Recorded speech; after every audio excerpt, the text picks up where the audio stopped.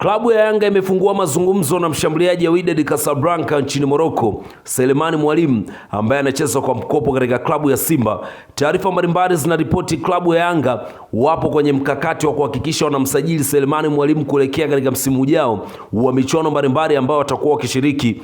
Selemani Mwalimu ni mchezaji ambaye amezua gumzo kwa siku za hivi karibuni baada ya jana kuonekana katika mchezo wa Yanga dhidi ya Mbeya City akiwa amekwenda kutazama mchezo huo. Taarifa zimeeleza kuwa klabu ya Yanga na Selemani Mwalimu kwa muda mrefu walishafikia makubaliano ya kujiunga nao msimu ujao. Kinachosubiriwa kwa sasa ni kwa namna gani Wydad Casablanca na Yanga watafanya biashara ya kuuziana Selemani Mwalimu.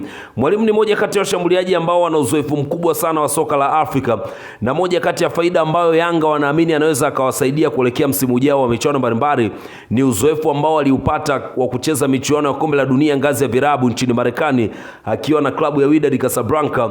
Mwalimu alipata nafasi ya kucheza na klabu kama Manchester City pamoja na Juventus. Ni miongoni mwa sababu ambazo zinawafanya Yanga watamani kumsajili Mwalimu kuelekea msimu ujao. Mwalimu mpaka sasa amewafungia Simba mabao 6 ya ligi, mshambuliaji ambaye amekuwa ni kiongozi katika safu ya ushambuliaji ya klabu ya Simba.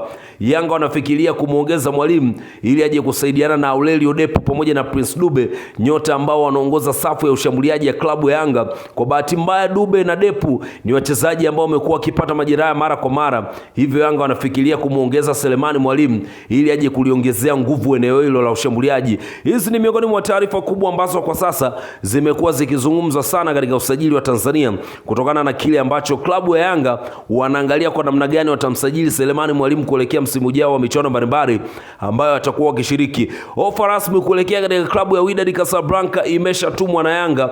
Kinachosubiriwa kwa sasa ni kwa namna gani Selemani Mwalimu atakubali kuendelea kuwatumikia Simba au ataamua kujiunga na klabu ya Yanga kuelekea msimu ujao wa michuano mbalimbali ambayo atakuwa wanashiriki. Mwalimu ni mchezaji ambaye amekuwa akitajwa kwa mazuri kutokana ni kuwa ni mchezaji wa kizazi kipya katika washambuliaji wapya ambao ni wazawa kwa taifa la Tanzania kwa sasa.